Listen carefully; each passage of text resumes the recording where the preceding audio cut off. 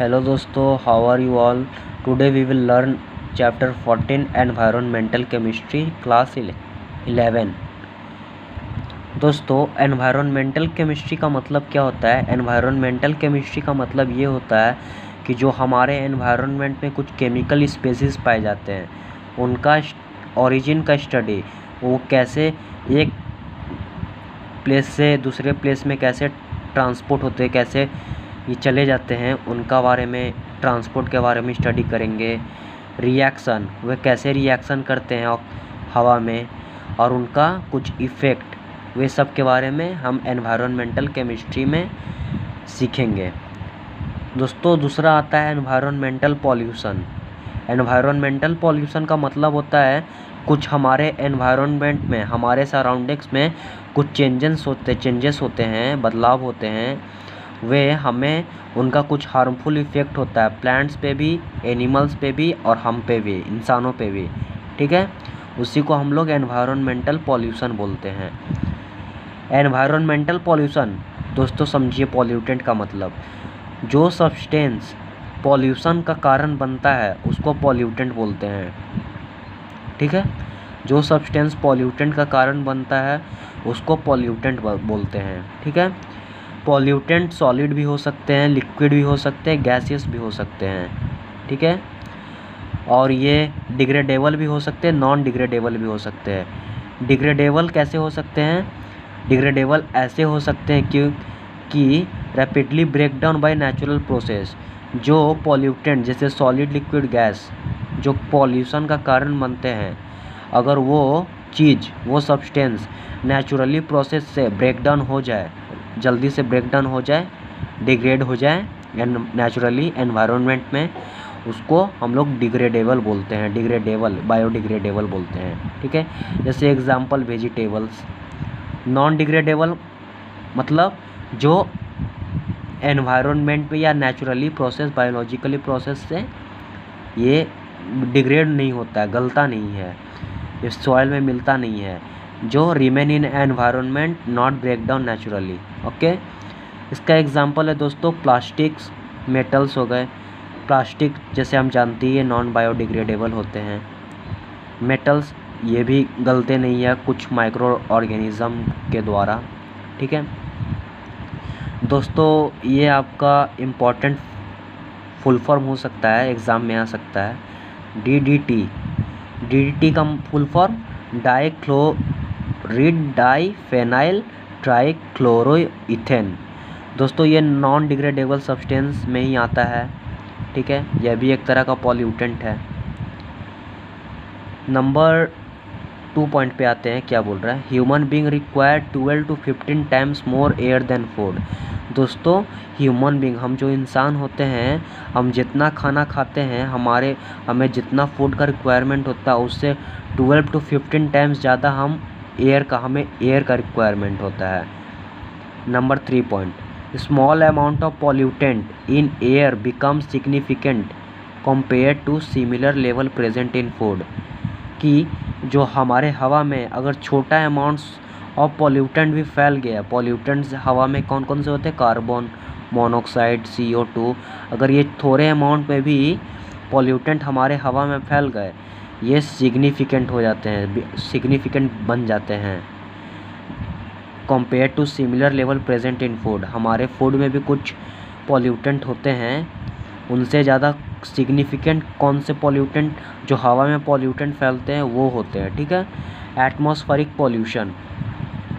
Atmospheric pollution 2 तरह के होते हैं, एक ट्रोपोस्फियर, एक स्ट्रेटोस्फियर। दोस्तों इनका हमारे ग्राउंड लेवल से, हमारे सी लेवल से इनका हाइट 10 किलोमीटर होते हैं, 10 किलोमीटर ऊपर होते हैं। जैसे मान लीजिए ये अर्थ है, ये हमारा सी लेवल है। ठीक है, इस सी लेवल से 10 किलोमीटर ऊंचा हाइट, ये ट्रोपोस्फेयर कहलाता है। अब ट्रोपोस्फेयर को कैसे समझोगे कि हाँ ये ट्रोपोस्फेयर है? दोस्तों आप ट्रोपोस्फेयर को बादल मान सकते हैं, कि बादल जितना दूर तक होते हैं वे हमारा ट्रोपोस्फेयर है। ठीक है दोस्तों, इसका definition, lowest region of atmosphere in which all human beings along with other organism live is called troposphere. दोस्तों यह हमारे एटमॉस्फेयर का सबसे छोटा रीजन होता है जिसमें हम इंसानों के साथ साथ कुछ ऑर्गेनिज़म रहते हैं, जैसे कि हम, गाय, बैल, कुत्ता, बिल्ली, ये सब रहते हैं। ये किस में रहते हैं, कौन से स्फीयर में रहते हैं, एटमॉस्फेयर के ट्रोपोस्फियर में रहते हैं। ठीक है दोस्तों, ट्रोपोस्फियर कुछ डस्टी जोन्स भी कंटेन करते हैं। इनमें ट्रोपोस्फियर में कुछ डस्टी जोन्स भी, जैसे एयर, वाटर वेपर, क्लाउड, ये सब ट्रोपोस्फियर में ही प्रेजेंट रहते हैं। Number 4, cloud formation take place in troposphere. जो हमारे बादल बनते हैं, क्लाउड का फॉर्मेशन होता है, वो भी ट्रोपोस्फियर में ही होते हैं। ठीक है दोस्तों, अब आ जाइए स्ट्रेटोस्फियर पॉल्यूशन, स्ट्रेटोस्फियर पे।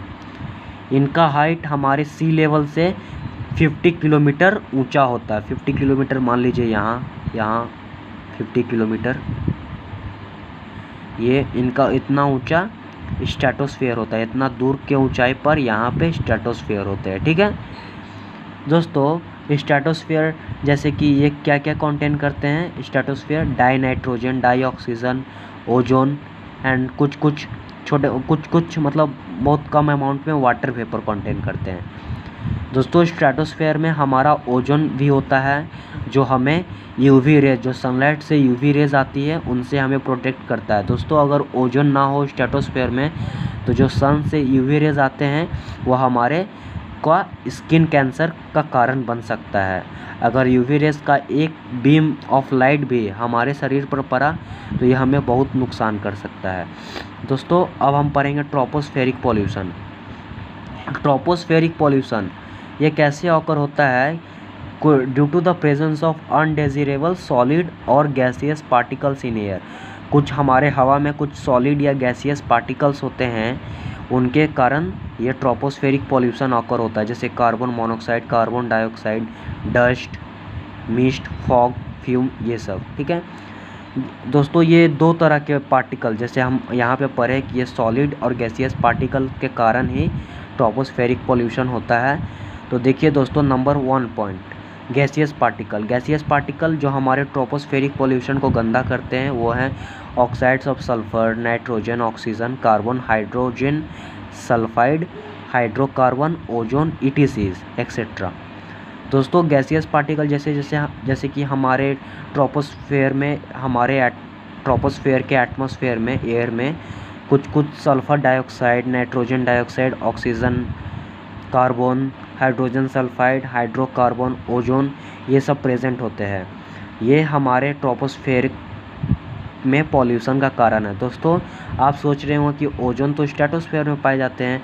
दोस्तों आप ये बात शायद जानते होंगे कि स्ट्रेटोस्फेयर में ओजोन हमारे लिए अच्छा है ओजोन, पर यही ओजोन जब ट्रोपोस्फेरिक पॉल्यूशन मतलब ट्रोपोस्फेयर में आ जाते हैं तो ये हमारे लिए हानिकारक हो जाता है। दोस्तों हम नंबर 2 पे आते हैं, पार्टिकुलेट पार्टिकल्स। ठीक है, पार्टिकुलेट पार्टिकल्स मीन्स जैसे कि डस्ट, जैसे मैंने आपको बताया, मिस्ट, स्मोक्स, फ्यूम्स, स्मॉग, ईटीसीज, ये सब हमारे पार्टिकुलेट या सॉलिड पार्टिकल्स हैं जो हमारे ट्रोपोस्फेयर को गंदा करते हैं।